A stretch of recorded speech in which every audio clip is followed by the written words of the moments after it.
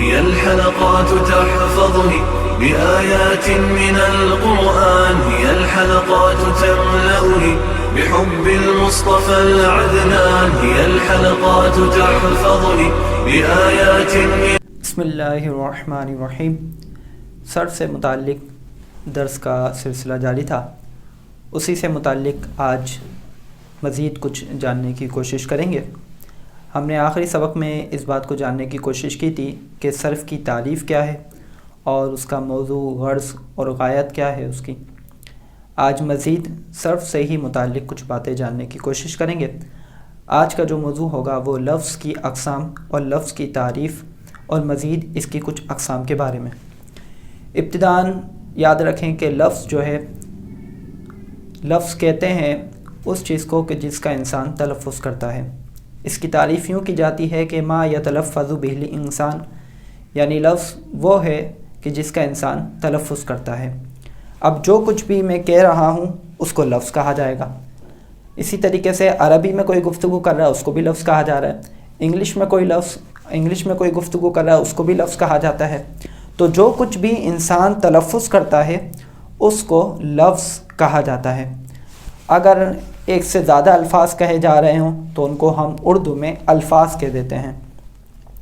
الفاظ کا جو مجموعہ انسان اپنے منہ سے ادا کر رہا ہے، کچھ بامعنی الفاظ ہوتے ہیں اور کچھ بے معنی الفاظ ہوتے ہیں۔ مثال کے طور پہ گفتگو کے دوران ہم بسا اوقات بے معنی الفاظ کہہ دیتے ہیں، جیسے کہا جائے کہ پانی وانی تو پلاؤ، یا کوئی کرسی ورسی ہے کیا؟ تو اب یہ کرسی کے ساتھ ورسی کا جو ہم نے لفظ کہا، یا پانی کے ساتھ وانی کا لفظ جو بولا گیا، یا اسی طریقے سے گرمی ورمی بہت ہو رہی ہے آج، تو یہ گرمی کے ساتھ ورمی کہنا، یا روٹی ووٹی ہے کیا، تو یہ روٹی کے ساتھ ووٹی کہنا، یہ ووٹی جو کہا جا رہا ہے یہ بے معنی الفاظ ہیں۔ صرف میں، علم الصرف میں ہم ان بے معنی الفاظ کو کہتے ہیں مہمل۔ جیسے کہ بورڈ پہ بھی آپ کو نظر آ رہا ہوگا کہ لفظ جو ہے، جو کچھ انسان بولتا ہے اس کو لفظ کہتے ہیں۔ لفظ کی ہمارے پاس دو اقسام ہوتی ہیں، ایک تو مہمل، یہ بے معنی الفاظ ہوتے ہیں، جیسے ہم اس کی مثال لیں، جیسے ولم۔ اب قلم تو کہا، ساتھ میں اس کا ہم ایک فضول یا بے معنی لفظ کہتے ہیں ولم۔ تو اب یہ ولم جو ہے یہ بے معنی لفظ ہے، جبکہ قلم یہ بامعنی لفظ ہے۔ اسی طریقے سے اور الفاظ جس کا انسان تلفظ کر رہا ہے، وہ تمام کے تمام الفاظ کے جن کے کچھ معنی ہیں وہ کہلاتے ہیں مستعمل، اور جن کے کچھ معنی یا کوئی معنی نہیں ہے وہ کہلاتے ہیں مہمل۔ اسی طریقے سے اور بھی بہت ساری مثالیں بنائی جا سکتی ہیں، ہر ذی شعور اس کو سمجھ سکتا ہے۔ لفظ کی ہم نے اقسام جو بنائی، ابتداءً تو یہ دو قسمیں بنتی ہیں۔ بسا اوقات کسی کتاب میں باقاعدہ یہاں سے آغاز نہیں کیا جاتا مہمل مستعمل سے، بلکہ مستعمل سے آغاز کر دیا جاتا ہے، تو کوئی بات نہیں، کیونکہ اصل بحث جو ہوتی ہے مستعمل کے اوپر ہی ہوتی ہے، مہمل کے اوپر کوئی بحث نہیں ہوتی ہے۔ مہمل کو یہیں بیان کر کے کہ بے معنی لفظ ہے، جس کا معنی ہی نہیں ہے اس کے اوپر مزید بحث نہیں کرتے، فضول ہے یہ، اور مستعمل کے اوپر گفتگو کا آغاز کرتے ہیں۔ تو مستعمل جو ہے، مستعمل جتنے بھی ہم الفاظ کا تلفظ کر رہے ہیں، یا تو وہ بے معنی ہوں گے یا وہ بامعنی ہوں گے۔ تو بے معنی الفاظ کو مہمل کہہ کے چھوڑ دیا ہم نے، اور بامعنی الفاظ کو مستعمل کہہ کے چھوڑ دیا۔ اب مستعمل جو ہے، مستعمل میں ایک سے زیادہ الفاظ کہے جا رہے ہیں، ایک سے زیادہ الفاظ کا انسان تلفظ کر رہا ہے، یا ایک ہی لفظ کا تلفظ کر رہا ہے۔ اگر تنہا لفظ کا تلفظ کیا جائے، تنہا لفظ، تو تنہا لفظ کو ہم کہتے ہیں مفرد، تنہا لفظ کو کہتے ہیں مفرد، اور جو ایک سے زیادہ الفاظ کا مجموعہ ہوتا ہے اس کو مرکب کہا جاتا ہے۔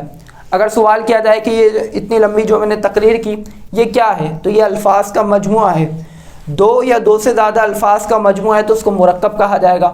اسی طریقے سے اگر کوئی بھی گفتگو کر رہا ہے، وہ دو لفظ ادا کر رہا ہے، مثال کے طور پہ دو لفظ، وہ کہتے ہیں غلام زیدن۔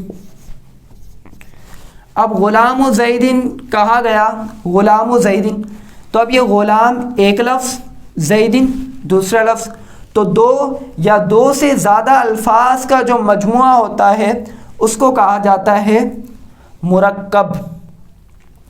اور تنہا لفظ ہو، جیسے کہوں میں غلام، یا لکھنے کی بات کر لیں، ویسے لکھنے کو تو اس کو تو نقش کہتے ہیں یا اس کی جمع نقوش آتی ہے، لیکن ہم اسی کو لفظ سے تعبیر کر لیتے ہیں کہ غلام کی اگر ہم صرف بات کریں تو یہ مفرد ہے، زید کی بات کریں تو یہ بھی مفرد ہے، لیکن تلفظ کیا جائے دونوں کا یا دونوں کو لکھا جائے اور دونوں کے مجموعے کے بارے میں سوال کیا جائے کہ یہ کل کیا ہے، تو کہا جائے گا کہ یہ مرکب ہے۔ تو اب خلاصہ کلام یہ کہ مستعمل کی دو اقسام ہوتی ہیں، مفرد، مرکب۔ تنہا لفظ کو ہم مفرد کہتے ہیں اور دو یا دو سے زیادہ الفاظ کے مجموعے کو ہم مرکب کہتے ہیں۔ یہ جو مرکب ہے، مرکب پر علم نحو میں بحث ہوتی ہے، اس کے متعلق طلبہ جانتے ہیں جو درس نظامی سے وابستہ ہیں یا اس علم کو جاننے والے افراد جانتے ہیں، مزید سیکھنے والے سیکھ رہے ہیں، آپ بھی سیکھنا چاہیں تو اس کے متعلق بھی ریکارڈنگز آپ کو اسی چینل پر مل جائیں گی۔ بہرحال تنہا لفظ کے اوپر ہی بحث ہوتی ہے علم صرف میں، مرکب کے اوپر علم نحو میں بحث کی جاتی ہے۔ تنہا لفظ جو ہوتا ہے اسی کا دوسرا ایک نام ہوتا ہے کلمہ، اسی کا دوسرا ایک نام ہوتا ہے کلمہ، اور کلمے کے اوپر مزید کیا گفتگو ہے یہ آئندہ ہم سبق میں جاننے کی کوشش کریں گے۔ اللہ تبارک و تعالی سے دعا ہے کہ ہمیں جو کچھ ہم نے سنا، جو کچھ پڑھا، اس کو یاد رکھنے کی توفیق و سعادت عطا فرمائے۔ آمین بجاہ النبی الامین صلی اللہ علیہ وآلہ وسلم۔